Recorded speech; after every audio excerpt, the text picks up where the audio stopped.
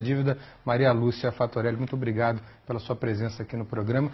Eu queria que você tentasse explicar em 3 minutos, o que é difícil, a tarefa é árdua diante do massacre de propaganda do governo a favor da reforma da Previdência. Eu queria que você explicasse por que o déficit, o famoso déficit da Previdência, é na verdade um déficit fabricado, que é a tese que você defende, e queria que você explicasse isso à luz do parágrafo 194 da Constituição Brasileira. Em primeiro lugar, agradeço a oportunidade de estar aqui com vocês. Uma honra para a Auditoria Cidadã da Dívida.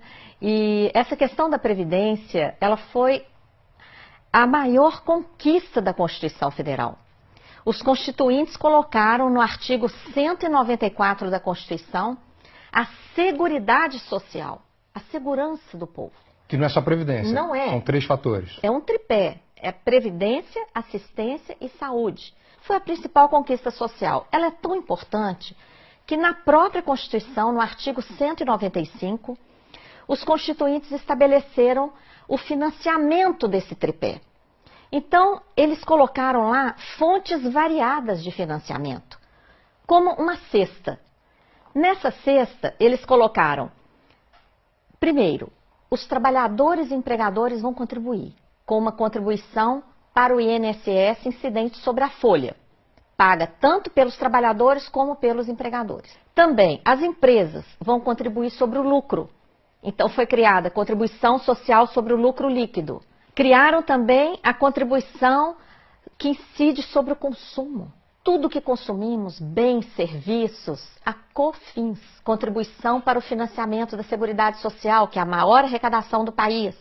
Tem também PIS/PASEP, arrecadação sobre a venda de produtos rurais, arrecadação sobre todas as importações e várias outras fontes menores, como, por exemplo, uma contribuição que incide sobre todas as apostas de loterias e concursos pagos no país. Então, se tem tanta fonte de financiamento, por que o governo insiste em dizer que tem o déficit? Como é que ele fabrica esse déficit? Então, ele pega lá dessa cesta, onde estão todas essas fontes variadas, ele vai lá e pega somente a contribuição do INSS.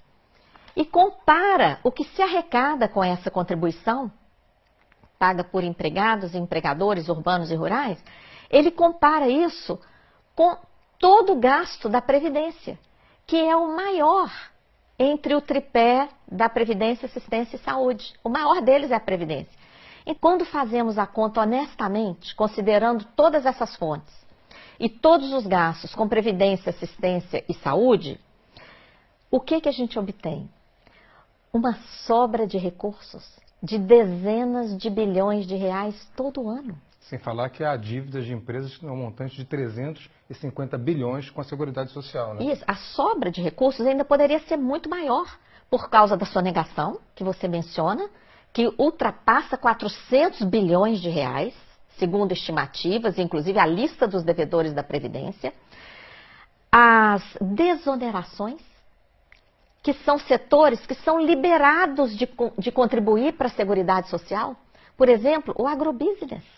Então, é uma infâmia muito grande. O governo libera o agronegócio de pagar a contribuição e depois fala que tem déficit. E ainda quer botar a culpa nos trabalhadores rurais, né? É uma olha, inconsistência. A sobra de recursos é tão impressionante que existe a tal da DRU, a desvinculação. E por que desvinculação?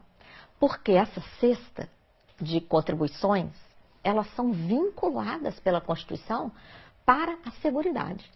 Então, vem o governo, aumenta a DRU, que é essa mordida, morde atualmente 30% dos recursos da Seguridade Social, desvia principalmente para pagar juros da dívida pública. Que responde por quase 50% do nosso orçamento. Todo ano, né?